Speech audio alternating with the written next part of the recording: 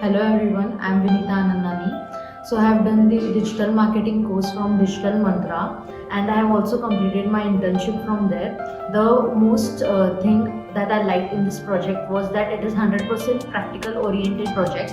Also, most genuine thing is that the founders that are there, they are genuinely interested in teaching and helping you in succeeding in your career and not only teaching you theoretically based.